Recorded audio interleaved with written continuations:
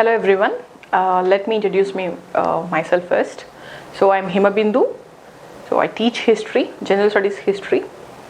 So I have been in this field. I've been teaching history from past 5 years. Okay. So here is my strategy of preparing history for both for prelims and mains. So how we need to study, what we need to stress more, and from where we need to study, that what we're going to discuss, and what should be a strategy for general studies history. Okay, so here if you take first we'll take with ancient and medieval India. In the ancient and medieval India, first question is how to read that book. So what are the important things that we need to stress? See, who tells us this is important, this is not, it should be, or this is the level of UPSC standard? Who tells us that? It is the previous year questions. So no one knows what UPSC is going to give. So we largely, whoever it is, we largely what we can say, infer it from the previous year question papers. So any subject, before studying any subject, please go through the previous year question papers and understand how they are asking questions. See, I'm not asking you to by heart the answers or learn these questions. I want you to understand what type of questions they are framing.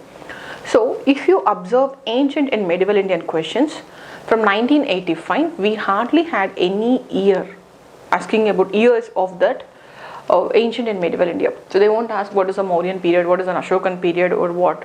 So they hardly ask you about what is the Saka era. Saka era 78 AD, which was taken as a calendar by government of India. That's why that number is important from the ancient India. Okay, they won't ask you these years. First point. Second point, they are not even asking about kings. See, we have one king, that is Babur, and in that question also they asked us about whether he introduced the gunpowder or not, whether the Ark and Dome was introduced by Babur or not. Such type of administrative questions and art and culture questions were asked about those kings. And we also have a question that on the bank of river, tributary of river Krishna, a medieval Hindu kingdom was formed. What is that kingdom? Who founded it? So the founders, see, hardly what you have to do is, you have to learn the founders of the dynasty, and you also have to learn any important person in that dynasty, and one important person. Suppose if you take Sangma dynasty of Vijayanagara, remember Devaraya too, and before him it is also important as Sri Krishna Devaraya. These two are important in that dynasty. So if you take Rashtrakutas, Amogha if you take Chalukyans of Badami, Pulakesin too, don't go much details into that.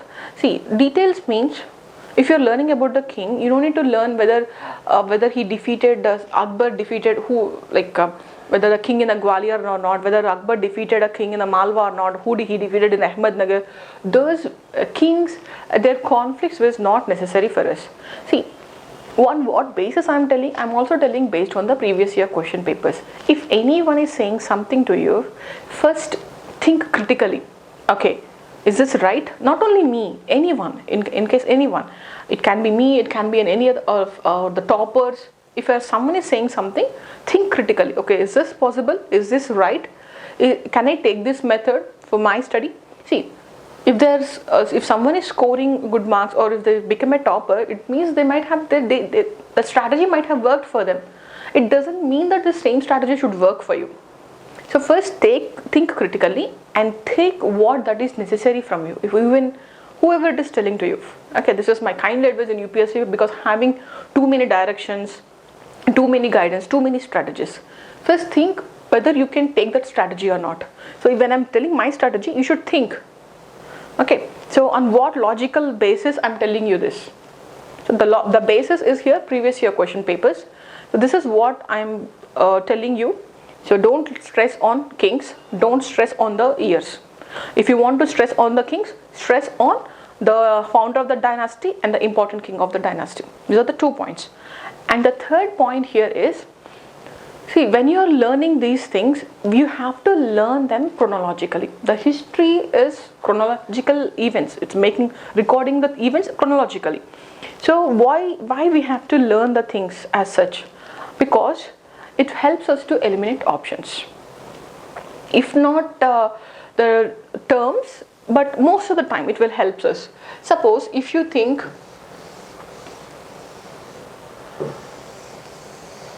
if you have to learn Gupta's time, who were the kings in the Guptas?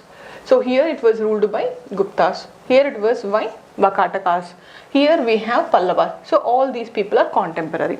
After Vakatakas, it went for the Chalukyans of Badami. So Chalukyans of Badami and Pallavas were having conflicts. So this is enough.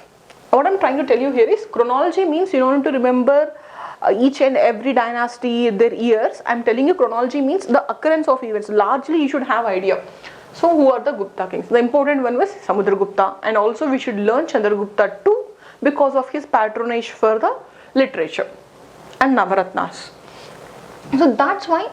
So what I'm trying to tell you here is, learn them chronologically. This is the third point. So when you are reading ancient and medieval India, so you should concentrate on these 3 points. First one. Second, so what is the strategy for prelims and mains? So most of the students will ask me whether you should read separately for prelims, whether we should read separately for mains. Don't read in that way, at least in the history. Why? Because, see, I have told this to most of my students. So if you are standing in a desert, and if I ask you some landmark in a desert, how you will point out that? We can't navigate to that. So what we should do here largely, so imagine it's a brain. The desert is our like brain. We can't navigate for the point, for the UPSC asked a question in our brain. So what we should do, so we should make some landmarks. So if you ask me to come to this place, so go straight, and there will be a shop, and from there you have to take a left. So that things is easy. So you have to learn the things in a ecosystem, or you can say in that concept, in that environment. If you learn, you will remember things. If some people are acting, the economic life of the time largely determines the political and social life of the time. Okay.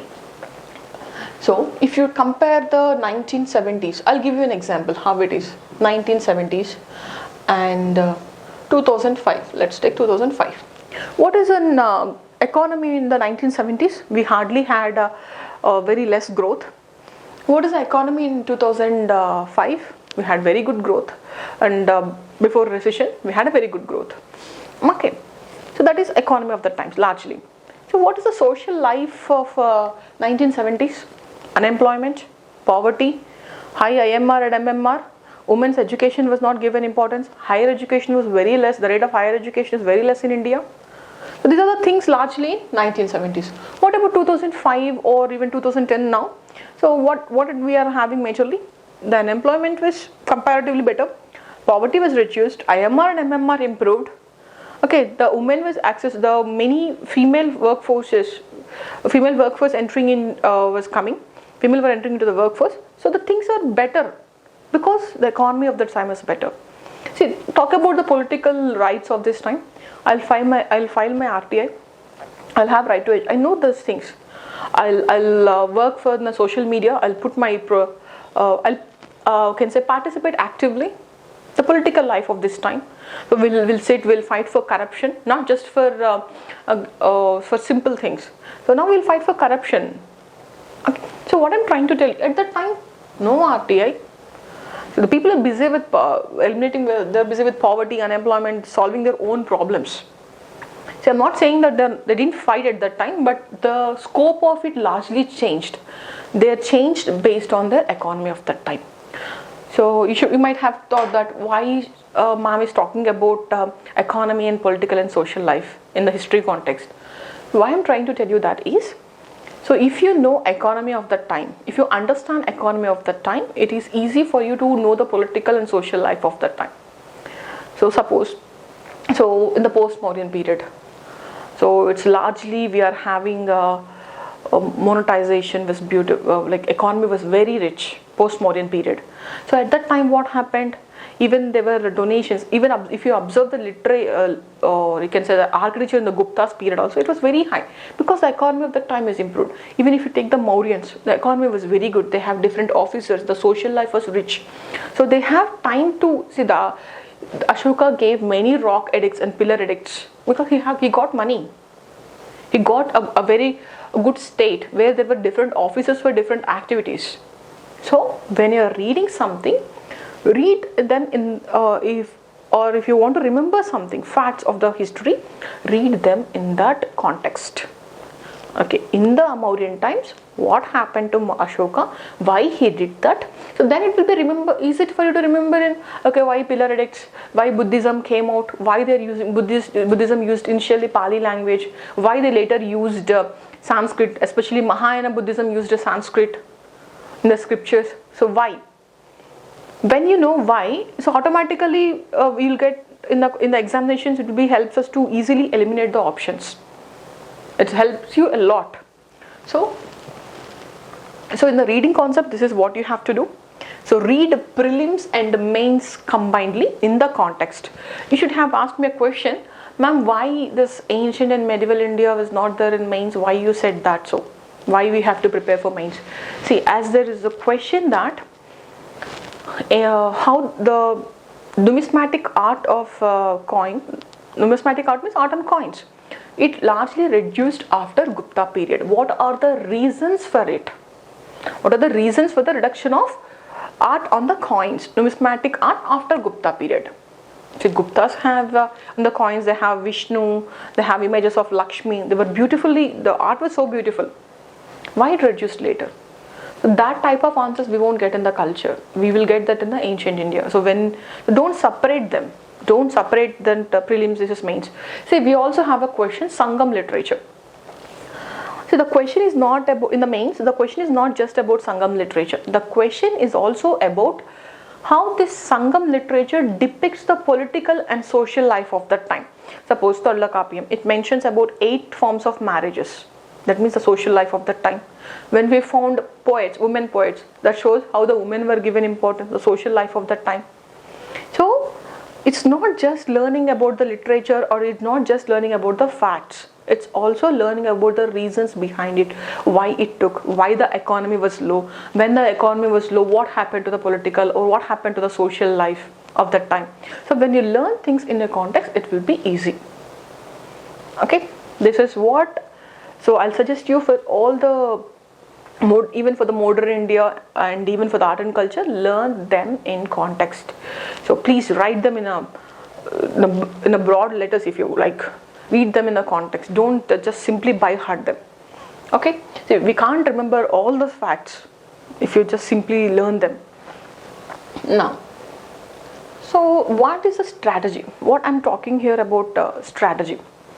See, strategy is largely first read. We'll take these things. The previous year questions. See, in the previous year questions, we largely, as I told you, we can't differentiate art and culture. So here ancient and culture means largely we have here Buddhism. Buddhism, we can't differentiate whether we can bring that in under the art and culture or different sects of Buddhism, or whether we can bring them under ancient. It's little, what we can say, we can't divide it clearly. So largely from ancient Indian culture we have 8 questions, here we have 3. See, if you observe, except 2020, if you observe the rest of this, ancient and medieval, so we have 4 to 5 questions. 4 to 5 questions from ancient and medieval India. Slowly, actually the number of questions asking from ancient and medieval India increased. So if you observe here, so here hardly we have 3 questions. In 2008 we hardly had 1 question. They are increasing. When they are increasing, we should not concentrate only on the facts. We have to learn them in the context, and we can't divide them. Now, the other thing I want you to know is where to read. Where to read this ancient and medieval India. First, read Tamil Nadu book. It had an see, most people will suggest NCRTs, but what I feel is, when you have a clear, coherent way, the book was arranged in a very coherent way, clearly the chronology, the important points. So you'll have a very good idea about ancient and medieval India if you go through this book. Class 11th, preferably new one because it's a little colorful. And then after that go to these books, NCRT class 11th and 12th. In that, ancient India R.S. Sharma, medieval India Satish Chandra, and the NCERT class 12, the part 1 and part 2. First finish these till here and then only go for these books. This book largely contains analysis. Here we'll have a chronology, different kings and what's happening. This book contains little analysis of what's happening in the history. So in a little different way. Now, suppose if you're starting ancient India, R.S. Sharma. If you start with prehistory, it will be too many names, so you will be stuck there itself. Start with Harappan civilization. That's what I'm talking, your strategy means. Start with Harappan civilization, you will feel comfortable and go through that book. See, after having a control over this book, so you'll hardly find very less number of points, hardly 10 points and sometimes even less than that in these books. So first have a control over this and then go for these books. And then those points which were new to you, underline only those points. So at the time of examination, you had a control over these books, and these books will hardly take very less time because you have to read only the points which you underlined. So hardly 10 points over there. And then only go for this book. Suppose if you are reading medieval Indian book, Satish Chandra, if you have taken this Delhi Sultanate chapter. In the Delhi Sultanate, they'll say Muhammad Ghori came, and then after Qutbuddin Aibak was appointed, and then few points about Iltutmish, and then about Rajya Sultana 2 points, and then Balban. And after that, what you'll have here is, you'll have how these Delhi Sultanates, all the dynasties, how they're having a conflicts with Mongols. That was not necessary for us. You just have an idea how Iltutmish, who is a contemporary of Chengiz Khan, who was contemporary to in India, it was Iltutmish. That's the only word that you have to remember. Rest all points is not that important. Okay, so Iltutmish defeated this kingdom, that kingdom. Okay, let him. You don't need to remember what he did. Okay, just have an idea about what is the expanded territories of slave dynasty. So why that? See, when I know the expand of territories under slave dynasty and the Khilji dynasty, it helps me to analyze their administration. Okay. So in the medieval India, there is one more thing which you need to know. Nowadays, they're much interested in asking different terms, both in ancient and medieval India, but more in medieval India. So different terms like what is Agarata, or what is this Ghatika, which is in ancient India, or what is this Parauti or Chechar or Banjar, what is Aina Dahashala. There are the different terms that was there in the ancient India and the medieval India, which you should know. Okay, that type of questions were increasing nowadays. And as I told you, the questions were asked differently. Suppose if they want to ask a questions on Balban, whether the Balban killed his son-in-law or not, whether how he suppressed his old nobles, that is not necessary for us. He used blood and iron policy. He was interested in imparting impartial justice. The examples was also given in NCERT, how he gave an impartial justice. Why he was interested in giving impartial justice? Why? What is his theory of kingship? If you understand that, all these points will automatically fit in. What is Sijda? What is Paibos? Why he introduced the celebration of an Persian New Year Nowruz in his court.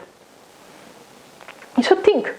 So don't read bluntly whatever that comes. Don't dump into your mind. Read, enjoy it. While reading, just think. Okay, these points are not necessary. These points are needed. Just so you need to segregate. How, ma'am? How will I know? So you won't be there to tell which sentence is important, which is not. That comes from previous year question papers. Please go through them. You'll understand. Go through them 2 times or 3 times. Not just the question. Understand how they are asking questions. What is behind it? Whether asking the newspapers, or whether asking the king, or whether asking their administration, art and culture, what type of questions they're asking. Okay, for that reason you should go through them. So that is ancient and medieval India. As I told you, I will repeat again, because because in my experience I learned students will have doubts. Later on they'll come and they ask again. So what to read and when to read. So I'll just repeat them.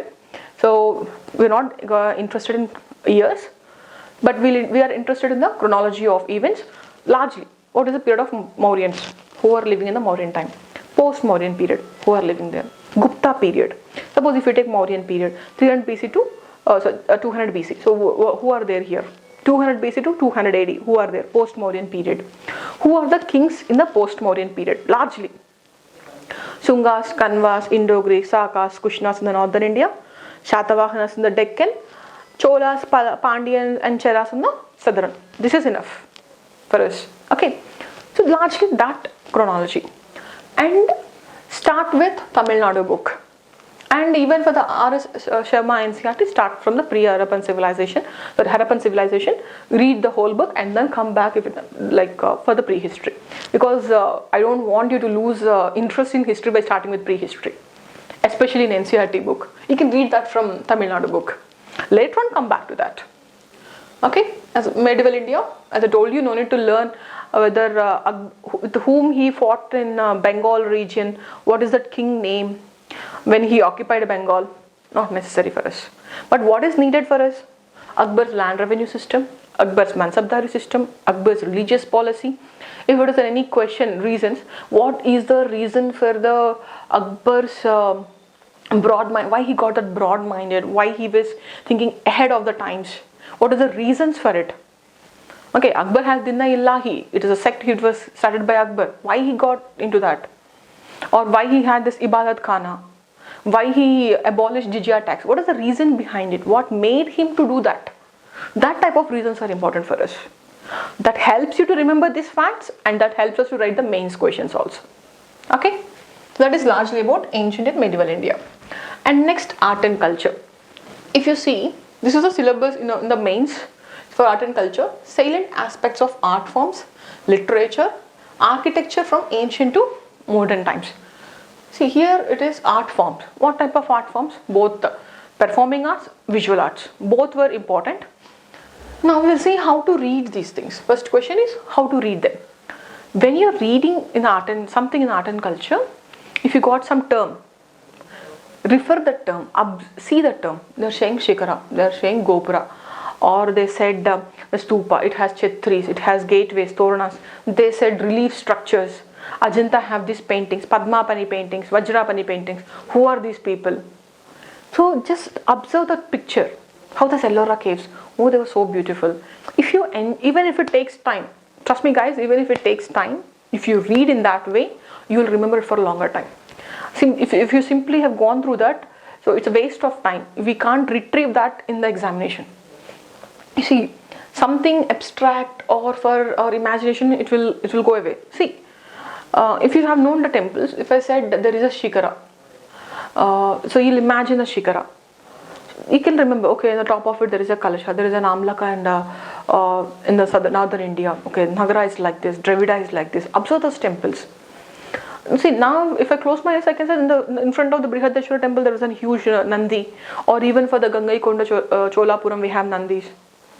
So how these solas gave importance for the high Gopurams, how they were over this Pallavas. If I ask you a question, see, the UPSC already gave, the Dravidian architecture reached its zenith during Cholas. That's a previous year mains question.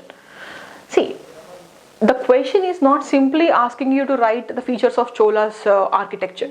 The question is how it's reached zenith. The Dravidian starts with Pallavas, but it reached a high place in Cholas. How it? So now we have to compare largely Chola's architecture with the Pallavas. Here now the Gopurams were not so huge. They were very huge here.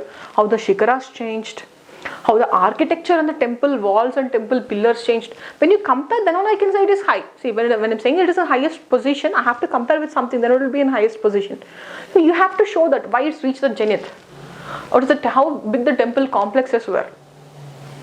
So for such type of questions, if you have to write or if you have to remember such huge data, you have to go through the pictures. Even if you take the questions like this Gandhara art, we have already a question, 2 times the questions came on Gandhara art in the mains. How we were able to write that? Only by seeing it. I am saying that Gandhara art, the Buddha has an halo, he had a curly hair. Halo means? I said the halo was decorated in Mathura, which was plain in Gandhara. How was it decorated in Mathura? You should have that curiosity. Then only the things will be easy for you to learn art and culture. This is how you should read art and culture. If I said Kuchipudi, they'll draw with their feet, they will draw these pictures. Search in internet, what is Jal Chitra Nrityam? What is Chitra Nrityam? You should check. Oh, this is how these things were done. Then automatically you'll remember, okay, it's Kuchipudi.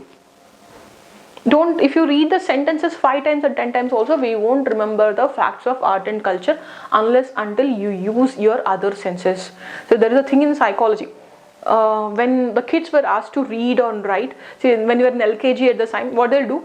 So they'll ask us to write with our hand and ask us to say loudly. So where we are using our eyes, hand and ears, different senses are used. When more senses are involved, you'll remember it more. I'm not asking you to read loudly, I'm just asking you, if you see and if you listen what you're reading, so then you will remember. You're involving more senses, so you'll remember it more way. So if you can learn it in a concrete way, not in a just abstract ways. Okay, now that is largely about architecture, how we need to read architecture. Even the same case with the paintings. See, paintings also we have questions in mains.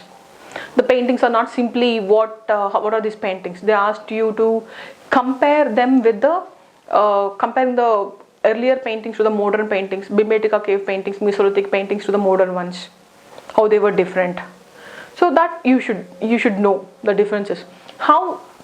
See, for learning the facts, we should learn in the context. That's one.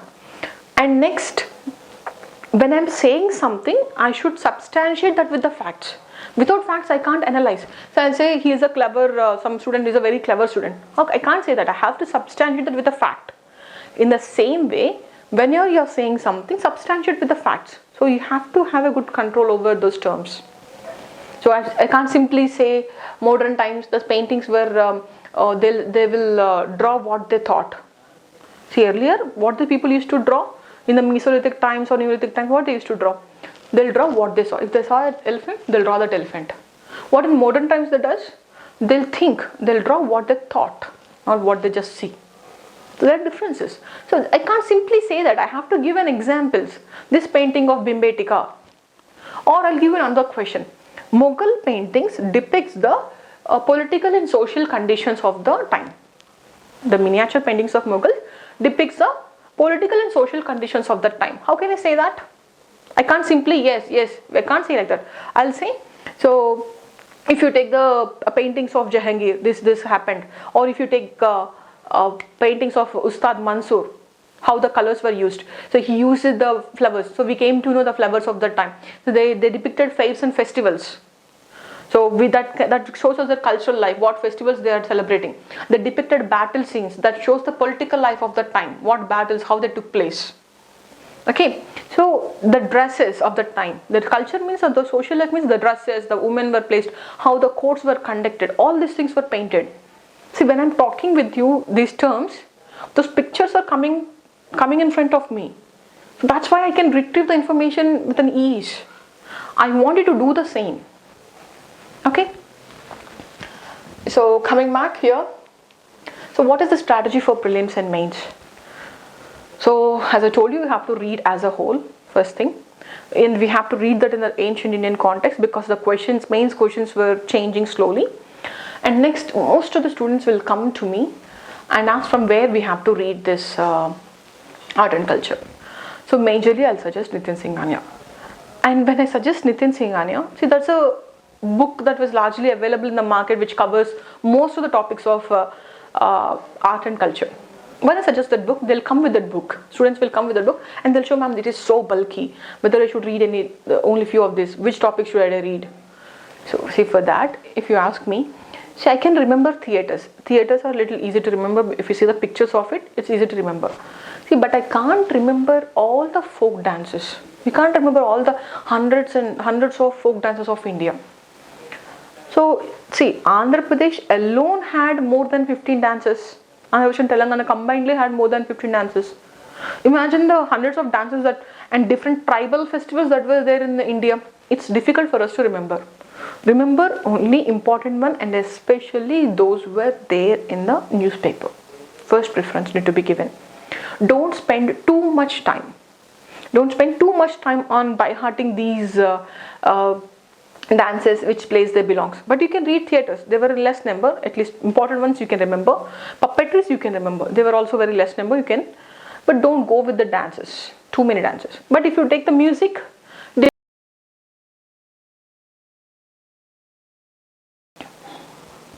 so So as I told you, in order to remember all the important folk dances, you have to remember those things which are like important and which are there in the newspaper.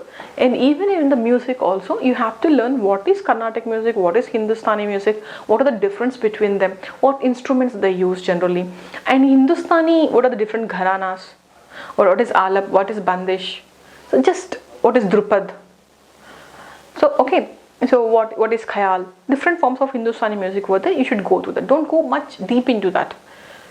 Okay. Then if you ask me, see, another important thing that I want you to learn here is Bhakti and Sufi movements. Give much importance for Bhakti and Sufi movements. Why? Because we'll get plenty of questions in every year. Almost every year they're covering Bhakti movement questions either in the prelims or in the mains. We already got a questions on that. Mains questions also.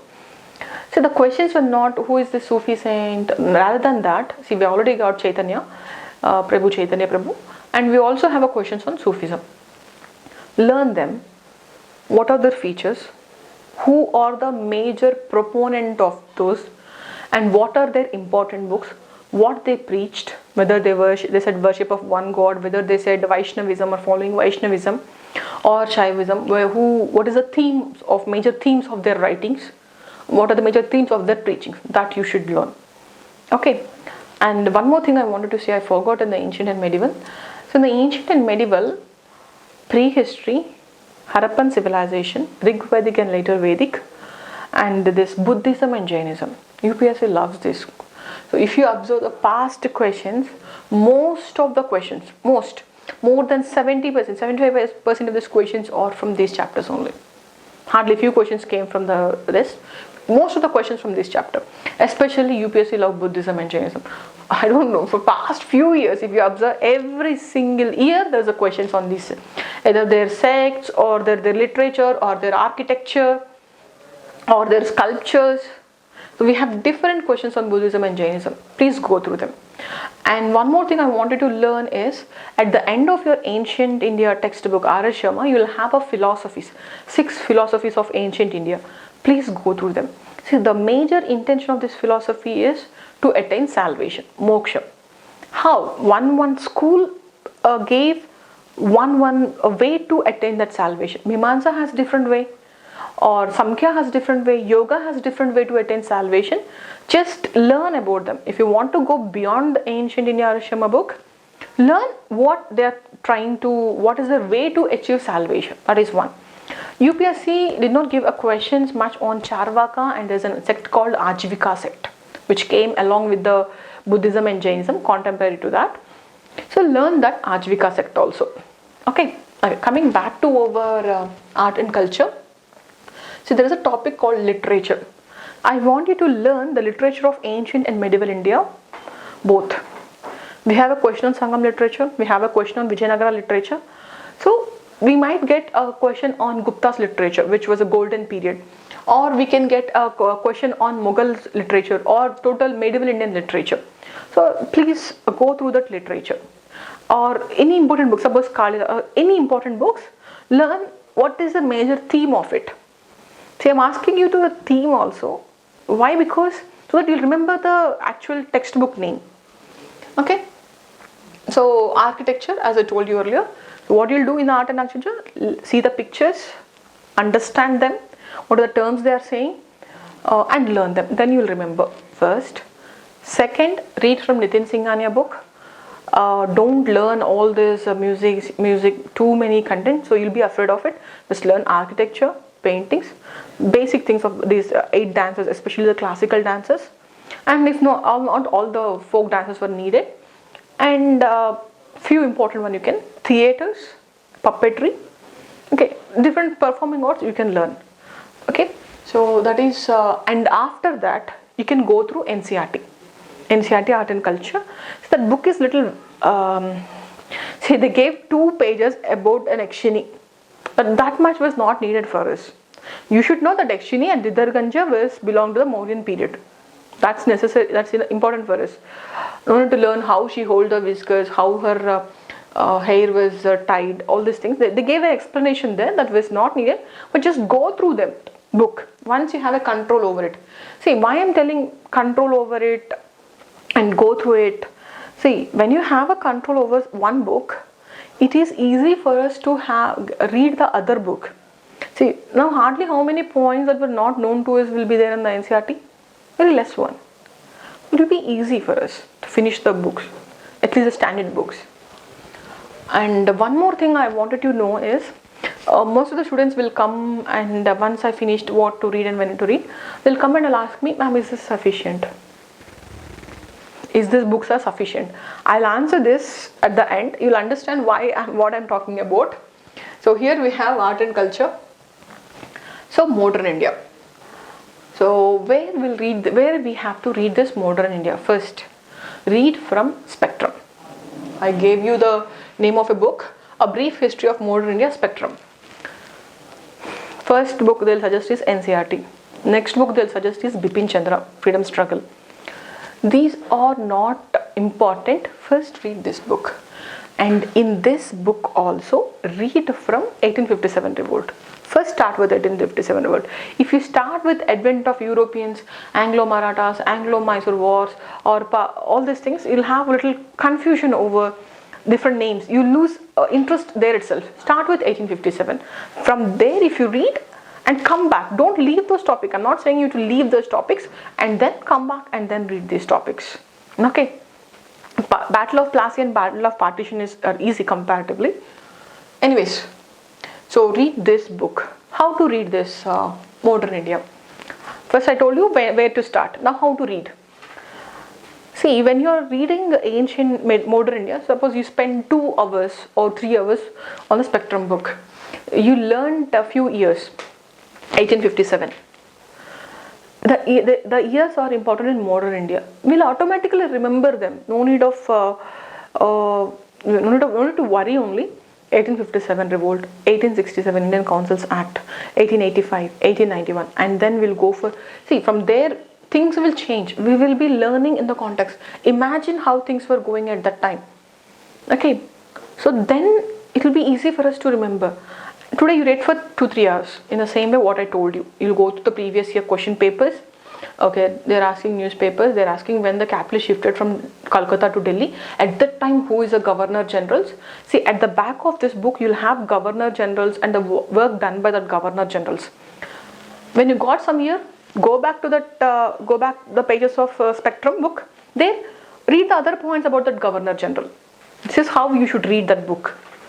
Whenever you're getting some year, and they did not mention Governor General of that year, you should have that curiosity. Who is the one who gave this Widow Remarriages Act?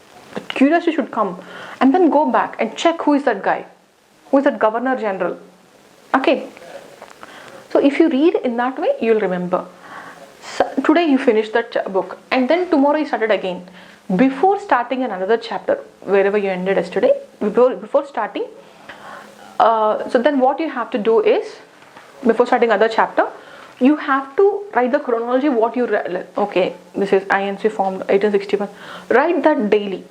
If you write that daily, it will be easy to remember the chronology. Okay. Next, if you ask me what are the caste movements or the women movements or tribal movements, there are different movements, reform movements. Okay, so there are different movements in the history. When you are learning those movements, don't read all those things at a time, at a go. What you have to do is learn 2-3 pages of those movements today. Repeat them tomorrow, and read other 2 pages. If you learn all those things at a time, it will have too much information in your brain. It won't take. So give some time. Repeat them daily. Don't sit on them for 1 hour or 2 hours and just learn. You'll forget after 10 days. I'll guarantee you that. But what I can guarantee you is, if you read them daily for few days, like repeating them, you will remember. And that is major thing about modern India. Now, why you are asking, why you're not saying NCERT class 11th? See, if you read NCERT, most of the points, almost every point of it was covered in Spectrum. And even Bipin Chandra, most of the topics were covered. Especially those things at the back of that Bipin Chandra, ideological rethinking of what's going on, or other movements, if any movements, that analysis part you go through Bipin Chandra. But first have a control over that book, then only go for Bipin Chandra. Okay. So I hope you understand what to read and how does the strategy. Start from that chapter, finish it. Don't read prelim separate and main separate. Read them in a context. Remember, every day you have to write the chronology, what you learned yesterday, and the movements you have to read daily. 10 minutes or 15 minutes, set a time. Read 1 page or 1.5 page of it, move to the next. Okay? So modern India is important for us. What is the strategy for post-independence India and world history? See, for post-independence book, I'll give you a list of books. Bipin Chandra we have to read. India after independence we have to read. Ramchandra Gurha book. So even after that we may not see. Let's think. I read like a month and I spent a little time over that getting a control over that book.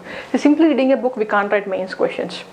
You need them 2-3 times so that you can write a question, any analytical question of that you can write it. How much time we need? We have to read all these books, and for the world history we have to read these topics. We have to read Norman Lovick, a book which contains majorly from the World War I, and before that, before World War we have this Industrial Revolution, or even if you take this the colonization or all these things, the society how it is in the 18th century, Renaissance and all these things. So see, for that we have to read other book.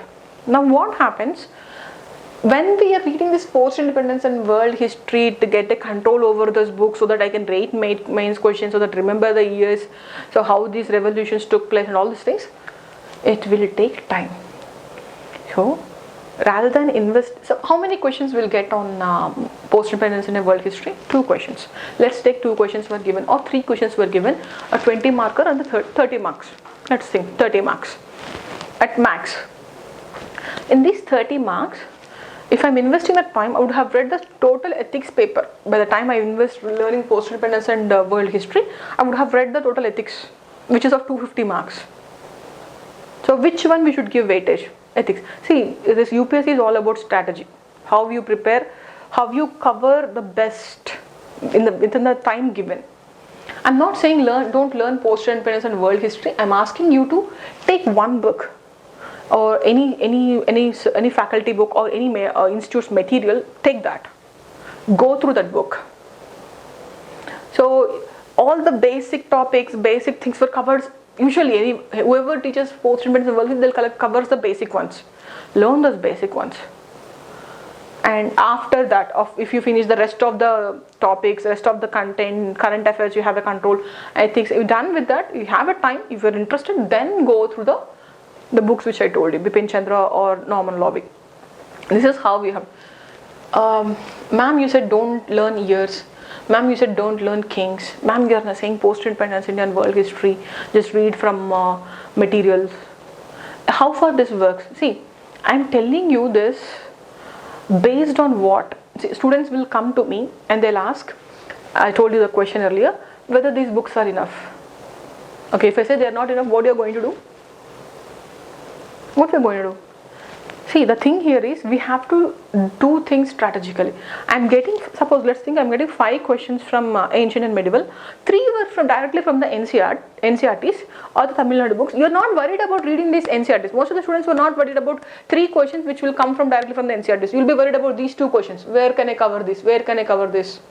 Where can I read the dances? Where get festivals, ma'am? Do you remember all the festivals of India?